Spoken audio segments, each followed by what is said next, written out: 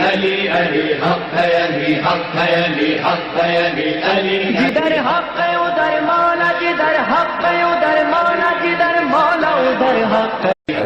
خدا تو کسی مکان اور زمان میں آتا ہی نہیں ہے، تو اس کا قرب کیا ہے، اس کی نزدیکی کیا ہے، وہ ہے کیا کہ میں کہوں کہ وہ میرے وجود کے نزدیک ہے؟ اصل یہ خود بھی عرفا کے نزدیک بات مانے نہیں رکھتی ہے۔ اصل سارا وجود ہی اسی کا ہے، میں خود اس کے وجود میں ضم ہوں۔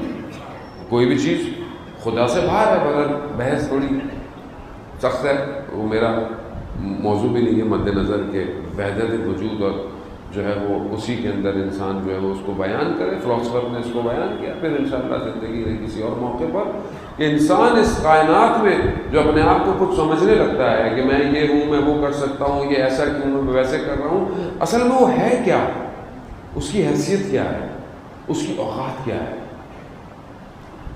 خود شخص گزر رہا ہے اور امام حسن مصطفیٰ علیہ السلام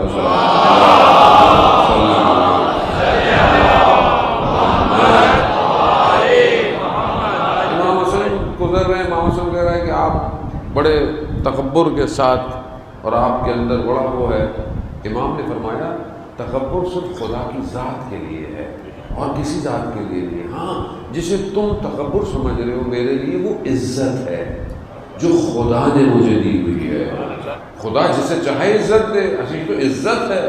تکبر صرف اس کی ذات کو ہے، وہ ہے۔ کیوں؟ کیونکہ اصل کوئی اور چیز اس سے بزرگ ہے ہی نہیں، کوئی اس سے بڑا ہے ہی نہیں، مگر وہ ہے کہاں؟ وہ تو ہے، کوئی انکار تو نہیں کر سکتا، لیکن میری زندگی میں کہاں ہے خدا؟ میری زندگی، کیونکہ اصل میں دیکھیں میری زندگی میں خدا نہیں ہے، اس لیے میں اللہ کے حدودوں کو سمجھ نہیں پا رہا۔ کیوں مجھ سے غلطی ہوتی ہے، کیوں ایک جوان جو ہے وہ گناہ کر بیٹھتا ہے، کیوں میری زبان غلط اٹھتی ہے، کیوں میری نگاہ کنٹرول نہیں ہوتی، کیوں کیوں کیوں، یہ سارا کیوں کی پوری لسٹ ہے۔ کیوں؟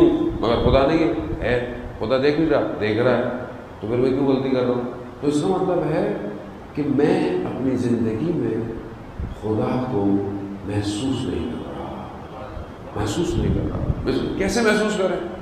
میں بزرگوں سے معذرت کے ساتھ جوان کو سمجھانے کے لیے، بزرگ تو ماشاءاللہ ساری چیزیں جانتے ہیں۔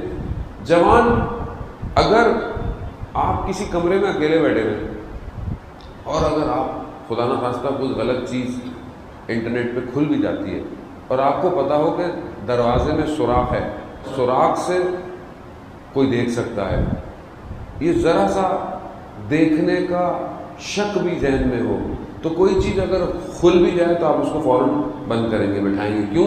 کیونکہ کوئی دیکھ نہ لے۔ کوئی دیکھے گا تو کیا کرے گا؟ اب آپ اس دیکھنے اور نہ دیکھنے میں جو بھی پرسنٹیج ہے، لیکن آپ اس کے دیکھنے کو محسوس کر رہے ہیں، مگر خدا ہر وقت ہماری زندگی کو دیکھ نہیں رہا، ہم محسوس نہیں کرتے۔